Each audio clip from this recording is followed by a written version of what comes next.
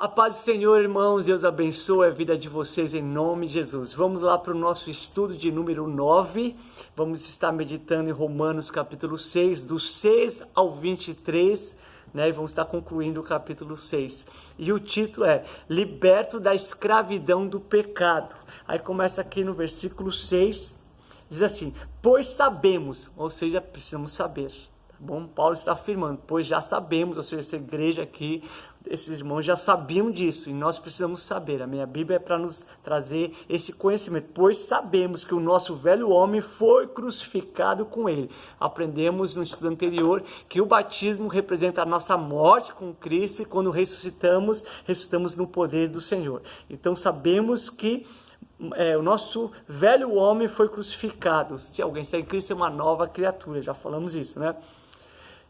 Para que o corpo do pecado seja destruído, se o pecado foi destruído, e não sejamos mais escravos do pecado, ou seja, não somos mais escravos do pecado. Antes nós éramos escravos do pecado, ele nos dominava, nós obedecíamos, nós não tínhamos como ser livre do pecado, mas agora não somos mais escravo do pecado, pois quem morreu foi justificado do pecado. Morremos para o mundo, morremos para o pecado, morremos para as trevas, fomos justificados por Jesus e não somos mais escravos. Lembra-se do povo lá do Egito? Ele era o povo de Deus, mas estava preso debaixo do império de Faraó, e Faraó obrigava eles a trabalhar, Faraó obrigava eles, era o horário deles comer, de se alimentar, eles eram escravos. Eles clamaram a Deus, Deus resgatou aquele povo. Dessa mesma forma, o Senhor nos libertou da morte, das trevas do inimigo, e não somos mais escravos do pecado. Glória a Deus. Ora, se morremos com Cristo, cremos também que com Ele viveremos. Ou seja, morremos porque nós cremos. Então temos que crer também no quê? Que vivemos com Ele. Ele está em nós, Ele habita em nós por meio do Espírito Santo. E maior é aquele que está em nós do que está no mundo. Ou seja, Cristo habita em você, você tem força e você não é mais o escravo do pecado. Pois sabemos que, tendo sido ressuscitado dos mortos, Cristo não pode morrer outra vez. A morte não tem mais domínio sobre ele, e nem contra as nossas vidas, porque ele habita em nós. Porque morremos, ele morreu para o pecado, uma vez por toda, mas vivemos para Deus. Glória a Deus. Da mesma forma, considerem-se, algo muito importante também, assim como vimos no versículo 6, pois sabemos, agora essa palavra importante, considerem-se, ou seja, tem entendimento, considere-se desta forma, você tem que se ver desta forma. Da mesma forma, considere-se mortos para o pecado, ou seja, você está morto para o pecado. O que era pecado, antes tinha vida, tinha poder e tinha domínio sobre a sua vida. Agora não tem, está morto.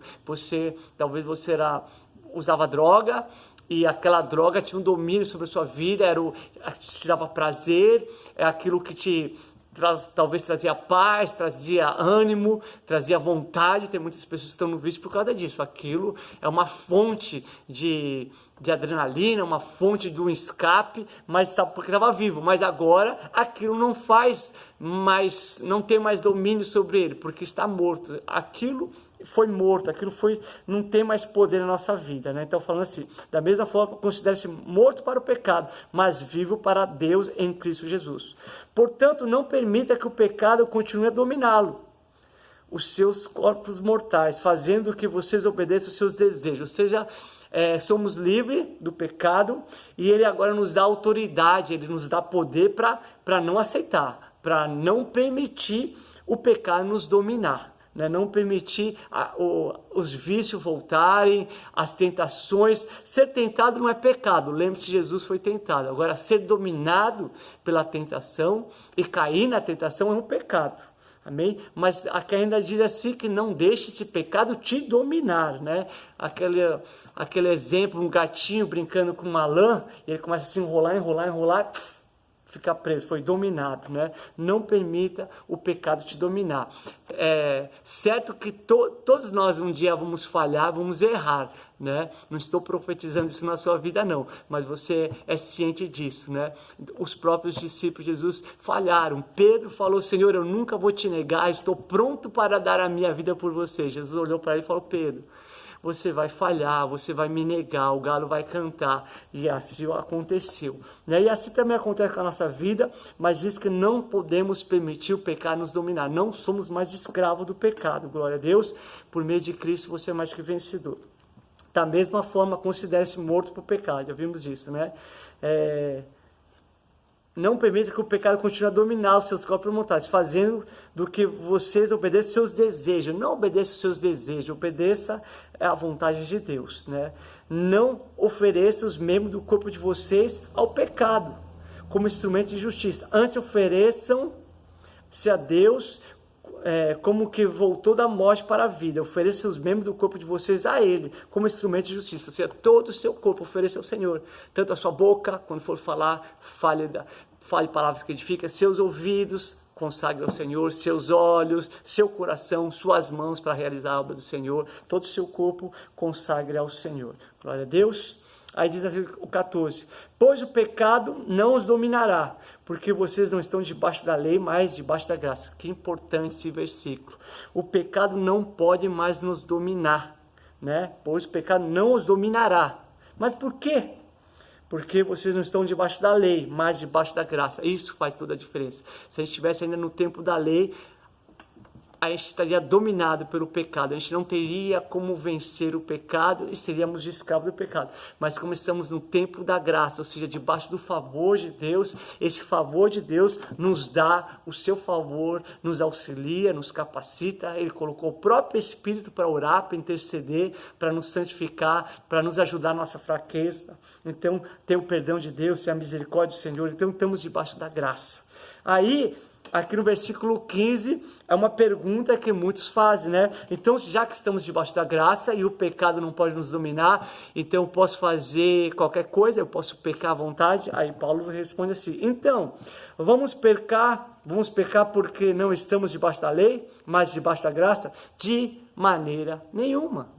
Ele fala assim, não tem o porquê vocês fazerem essa pergunta, porque quem está debaixo da graça, ele está tão alegre, tão cheio, tão satisfeito da presença de Deus, se sente tão limpo, se sente tão amado, que ele não quer pecar. Jesus falou, quem mais é perdoado, mais ama. Então realmente a graça do Senhor nos dá força, nos capacita a gente não viver numa vida de pecado. E aí ele vai falar, claro que não sabe que quando vocês oferecem a alguém para lhe obedecer, como escravo, torna-se escravo daquele que obedece, escravo do pecado que leva à morte, ou da obediência que leva à justiça. Ou seja, claro que vocês não vão viver pecado, porque se vocês oferecer a sua vida ao pecado, vocês serão novamente escravo do pecado. Ele começa a falar sobre a condição de um escravo.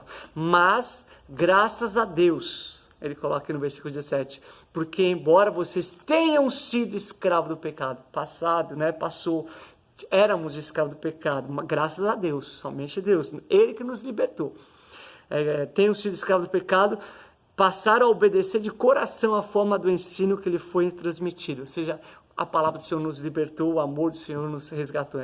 Vocês foram libertados do pecado e tornaram-se escravos da justiça. A gente era escravo do pecado, mas agora somos escravos, servos de Deus, servos da sua justiça, né? Servo de Jesus.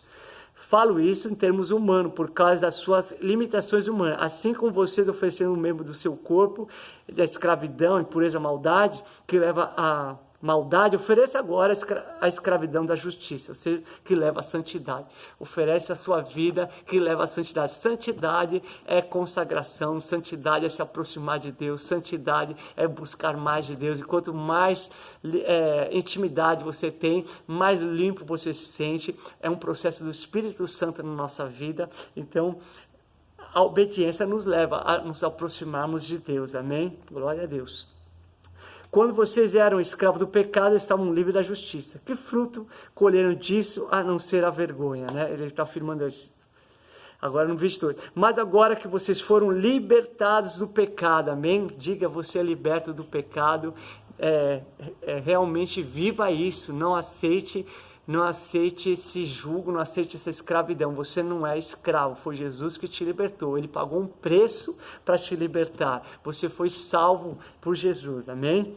Aí diz assim, mas agora que vocês foram libertados do pecado e se tornaram escravos de Deus, amém? Servos de Deus. O fruto que colhe leva à santidade e o fim à vida eterna. Ou seja, a santidade, se aproximar de Deus e também a vida eterna. Pois o salário do pecado era a morte, é a morte, né?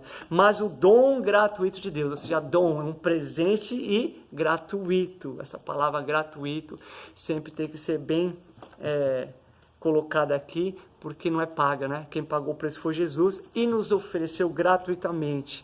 Mas o dom gratuito de Deus é a vida eterna em Cristo Jesus, nosso Senhor. Glória a Deus, você não é mais escravo do pecado, você é liberto pelo esforço de Jesus, você é liberto por esta palavra, você é liberto porque Jesus te comprou, Jesus te resgatou, Ele quebrou umas correntes espirituais, ele quebrou os grilhões, Ele te libertou. Assim como Deus usou Moisés para resgatar aquele povo de Faraó, e eles eram livres, libertos, nós agora fomos libertos por Jesus Cristo. A verdade nos libertou. Jesus é a verdade, a sua graça, amém? O seu favor é que está sobre as nossas vidas, para a gente não viver uma vida de derrota, escravizado por nenhum pecado. Você é livre, amém? Então levante-se sim, em nome de Jesus, seja restaurado, seja abençoado, creia que Jesus te chamou para você servir, amém? Você não serve mais Faraó, você não serve mais ao pecado, você não serve mais às trevas,